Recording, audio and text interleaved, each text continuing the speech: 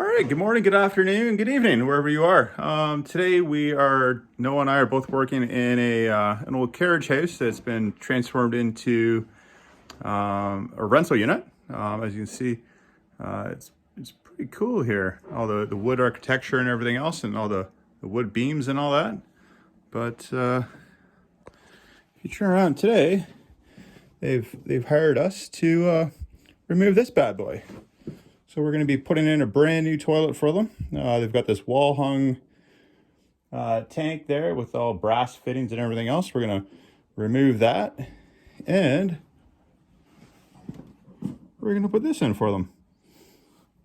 Some may ask why, because the other part has a lot of really neat architectural qualities to it and everything else. It looks really cool, but as you can see here, she's seen better days. She's fallen apart. She's actually fallen off the wall right here. And this is being repaired quite regularly. So anyhow, let's go ahead and rip this out.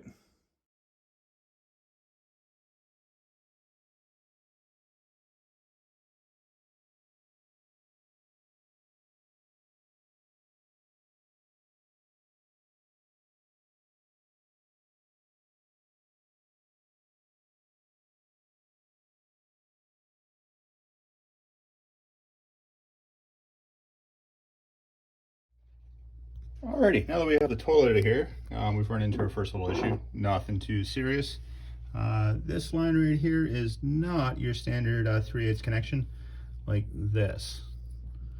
So what we're gonna have to do is remove this flex adapter here, put this one here on, put this new Doll straight valve on, so that we can attach our new threads. Because look here, that will not, the outside diameter of those threads is actually larger than the nut there. So we'll go ahead, we'll cut that off roughly right around here, clean that all up, and we'll put a new valve on.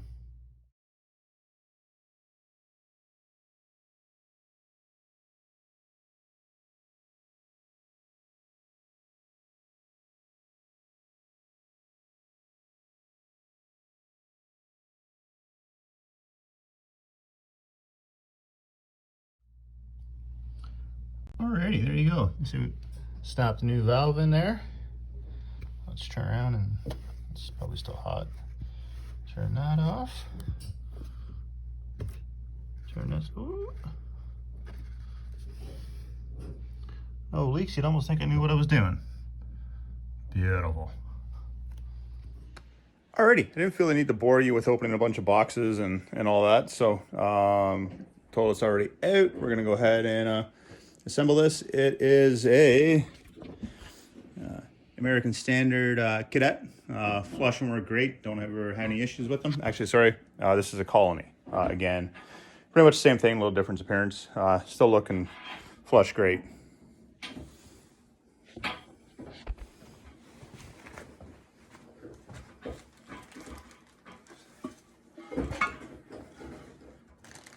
So typically, I do this one of two ways. I either put it together like I am right now, or if it's in a really bad location, where it's going to be a pain to physically lift the toilet up into place or anything else like that, what I'll do is I'll put the bowl in first, and then I'll go ahead and I'll set the tank on it once it's in place.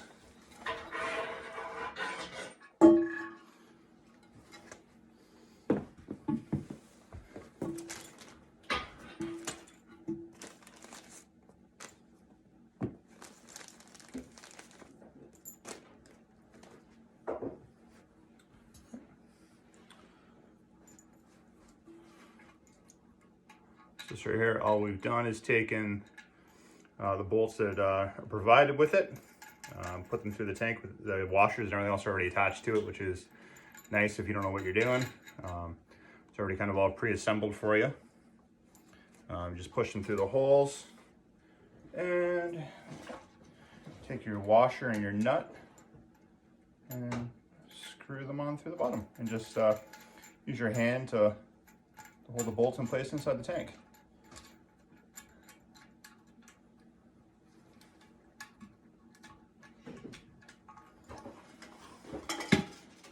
these, turn it sideways, see the toilet automatically wants to lean back on you.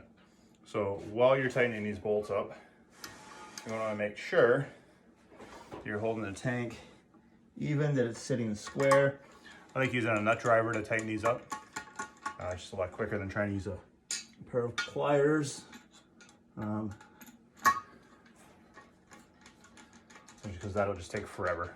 So it's just, if you're going to use something like this, you want to make sure that you're not torquing them too much that you'll snap the bottom of the tank or break the side of the bowl off or something like that.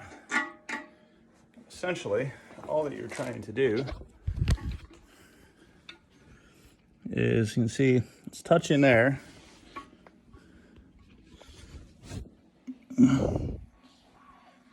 But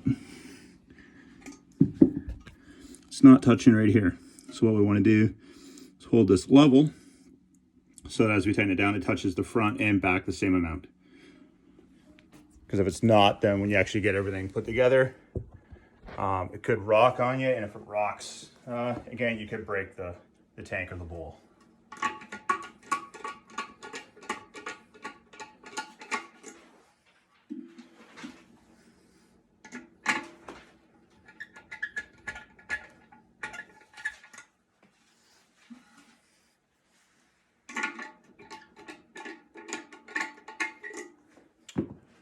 Alrighty, so that's good. I won't bore you with any more of me carrying a toilet around. Alrighty, as you can see there, we've turned around, we slapped some new water closet flange bolts on there, brass. We've also put a new wax ring on there. During the summer, they're messy as hell. During the winter, they're ridiculously hard and you have to soften them up. Right now, they're actually not too bad. Just a curiosity, just wondering what everybody else is using out there. If you know, people are still using the foam gaskets or wax or anything else, maybe comment below and just let me know. But we're going to take the toilet and we're going to slap it on this bad boy. Okay, that holds the cap on. Then your brass washer. Then your nut. And then once we cut that down, your cap goes on. It does not go, which for whatever reason, I see guys do this quite regularly. They put the washer on, and then they take this nut and they put that on, and then they tighten this down. No, it goes the other way.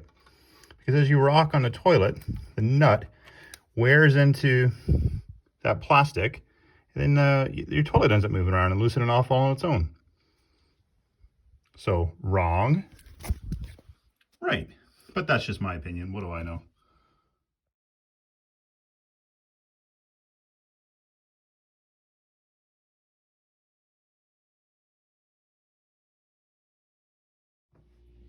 Alrighty, there's our brand new American Colony toilet all installed. She's filled with water. Apparently I forgot to take instructions for one part of it out. Let's give her maiden flush. Beautiful, beautiful. Alrighty, and the customer asked if at all possible if we could leave that tank above just for aesthetics, and I was kind of concerned because I didn't know how much it weighed and because of the poor condition it was in and everything else, but it set up there quite nicely. I thought it had a porcelain tank in it that was actually had been built around, but it's not. It's actually a cardboard tank. So we decided to leave it up in place. It weighs absolutely nothing and probably hurt more if a book fell off of there and hit you. Anyhow, hope you enjoyed that. Thanks a lot.